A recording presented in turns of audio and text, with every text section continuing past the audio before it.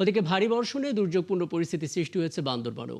সড়ক যোগাযোগ ব্যাহত, বিদ্যুৎ বিচ্ছিন্নতা, সাথে ঢলে জনজীবন বিপর্যস্ত হয়ে পড়েছে। আগামী 10 জুলাই পর্যন্ত সব পর্যটন কেন্দ্র বন্ধ ঘোষণা করেছে জেলা প্রশাসন। প্রবল স্রোতে ভেসে এক শিশুর মৃত্যু হয়েছে। ওদিকে নাফাখুম জলপ্রপাতে 78 জন পর্যটক এবং 9 জন গাইড আটকে পড়েছেন। জহির রায়হানের পাঠানো তথ্য এবং ছবিতে প্রতিবেদন। টানা ভারী বর্ষণে বান্দরবানের থানচিতে সাঙ্গু নদীর পানি বিপজ্জনকভাবে বেড়েছে। এতে উপজেলার সদর থেকে তিন্দু ও রেমাক্রি ইউনিয়নের নৌযোগাযোগ বিচ্ছিন্ন হয়ে পড়েছে। তখন ফজর আজান দিচ্ছে, তখন হচ্ছে আমি যখন ঘুম থেকে উঠছি দেখতেছি পাহাড় ভেঙে পড়ে গেছে। আর একটু হলে আমার গায়ে পড়তো। বাসায় কেউ ছিল না, আমরা মহিলা 2 জন ছিলাম। পাহাড় ভাঙার কাটতে হয়, মানে এরকম আর কি। আমাদের মানুষেরা যাবে কোথায়, যাওয়ার তো কোনো জায়গাই নাই। নাফাকুম জলপ্রপাতে 78 জন পর্যটক এবং 9 জন গাইড আটকা পড়েছেন বলে স্থানীয় সূত্রে জানা গেছে। নাকথুংছড়িতে স্রোতে ভেসে এক শিশুর মৃত্যু হয়েছে। বান্দরবান সদরে প্রায় 15 ঘন্টা বিদ্যুৎ সরবরাহ বন্ধ ছিল। অন্যদিকে লামা ও আলীকদমে পাহাড়ি ঢল ও মাতামোহরী নদীর পানি বেড়ে নিম্নাঞ্চল প্লাবিত হয়েছে। আলীকদমের প্রধান সড়ক তলিয়ে সড়ক যোগাযোগ ব্যাহত হচ্ছে। আমরা এখানে অনেক আতঙ্ক আছি, রাত্রেও ঘুমাতে পারি না। আমরা ঝুঁকিপূর্ণ এখানে বসবাস করতেছি, একবার আহত হয়েছি, তারপরে তো এখানে আছি আমরা। সরকার আমাদের কোনো অনুদান দেয় না। কতদিন বৃষ্টির কারণে আমার ওইখানে পাহাড় ভাঙি পড়ছে। জেলা প্রশাসক জানান 7 উপজেলায় আশ্রয় কেন্দ্র খোলা হয়েছে। ফায়ার সার্ভিস ও সিভিল ডিফেন্স স্থানীয়দের সহযোগিতায় বিভিন্ন সড়কে যান চলাচল স্বাভাবিক রাখতে কাজ করছে। আবহাওয়া দপ্তর বলেছে যে আরো বৃষ্টিপাতটা বেশি হতে পারে। যদি এটা ঘটতেই থাকে তাহলে হয়তো আমাদের আরো বড় সিদ্ধান্তের দিকে যেতে হবে বা আরো বড় রকমের ব্যবস্থা গ্রহণ করতে হবে। তবে প্রশাসন এবং সাথে যত সরকারি দপ্তর আছে, এমনকি সিভিল সার্ভিস, সিভিল সার্জন থেকে শুরু করে হসপিটাল বা মসজিদগুলোতেও প্রচার প্রচারণা করা হচ্ছে। সকল সরকারি দপ্তর অ্যাওয়ার আছে এবং সবাই আসলে আমরা সম্মিলিতভাবে কাজ করছি। জেলা আবহাওয়া অফিস জানিয়েছে গত 24 ঘন্টায় বান্দরবানে 135 মিলিমিটার বৃষ্টিপাত রেকর্ড করা হয়েছে। আগামী কয়েকদিন ভারী থেকে অতি ভারী বৃষ্টি হতে পারে। পিন্টু হাজং, 71।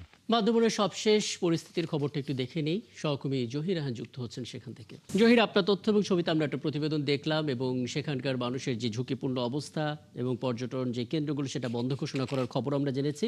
সবচেয়ে শঙ্কার কথা, 78 জন পর্যটক সেখানে আটকে পড়েছেন, 9 জন গাইড আটকে পড়েছেন। তাদের উদ্ধারের জন্য কি ধরনের ব্যবস্থা নেওয়া হয়েছে একটু জানাবেন। এখন পর্যন্ত প্রশাসনের উদ্যোগ কি দেখলেন এই দুর্ভোগ এড়ানোর জন্য? জহির।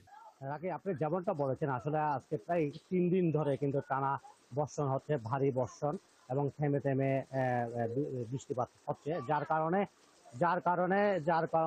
আপনার বান্দরবান পার্বত্য 7 উপজেলায় আপনার এই যে পাহাড় ধস, সড়ক যোগাযোগ বন্ধ, এবং এখানে যে 3টি নদী রয়েছে আপনার লামা, মাতামুহুরী, বান্দরবনের সাঙ্গু এবং নাইক্ষ্যংছড়ি বাঁকখালী নদীর পানি কিন্তু বিপদ সীমার কাছাকাছি, এবং মাতামুহুরী নদীর পানি কিন্তু বিপদ সীমা অতিক্রম করেছে।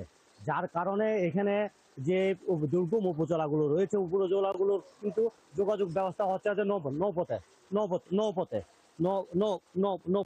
যার কারণে এই পানি বৃদ্ধি হওয়ার কারণে নৌপথগুলোর এই যে নৌকা চলাচল, ইঞ্জিন চালিত নৌকা চলাচল গুলো বন্ধ রয়েছে। বন্ধ থাকার কারণে আসলে এই যে নাফাকুম যারা যে পর্যটকরা গিয়েছে তাদেরকে উদ্ধার করা যাচ্ছে না। যারা উপজেলা প্রশাসনের সাথে কথা বলেছে এবং জেলা প্রশাসনের কথা বলেছে, ওনারা যেটা জানিয়েছেন এটা হচ্ছে বৃষ্টিপাত কমার পর এই যে সাঙ্গু নদীর পানি কমে যাওয়ার পর তাদেরকে ওইখান থেকে উদ্ধার করা সম্ভব হবে। এর আগে উদ্ধার করা সম্ভব না।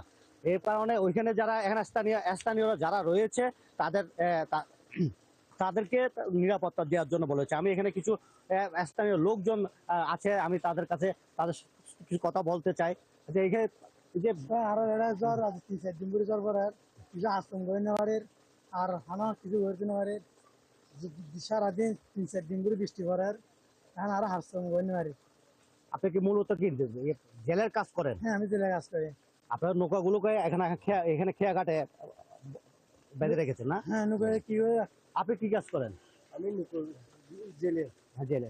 এখন কি করতেছেন? এখন কিছু যে পানি মৌসুমে বেশি হয়ে গেছে, এখন আর করা ঠিক নেই। যোগাযোগ ব্যবস্থা কেমন আছে? নদীর পানি তো বেড়ে গেছে। যোগাযোগ করার কোনো সুযোগই নাই, যে কারণ নদীর মাঝে এখন পানি বেশি। জি, আগে যেমনটা লোকজন যেমনটা বলেছে বৃষ্টিপাতের কারণে এখানে নদীর পানি বেড়ে গেছে, যার কারণে জেলেরও নৌকাগুলো খেয়াঘাটে রেখে ওনারা অলস সময় কাটাচ্ছেন। আর এখানে যে পার্বত্য জেলার যে পার্বত্য জেলার যে যোগাযোগ ব্যবস্থাগুলো কিন্তু নাজুক অবস্থার বিরাজ করছে এই ভিতরে। সংকটের ছবিটা আমরা দেখছিলাম জহির রায়হান, এবং নিশ্চয়ই এরপরে নতুন কোনো আপডেট থাকলে সেটাও আপনার মাধ্যমে আমরা জেনে যেতে পারবো। সহকর্মী জহির রায়হান যুক্ত হয়েছিলেন, বান্দরবন থেকে বলছিলেন।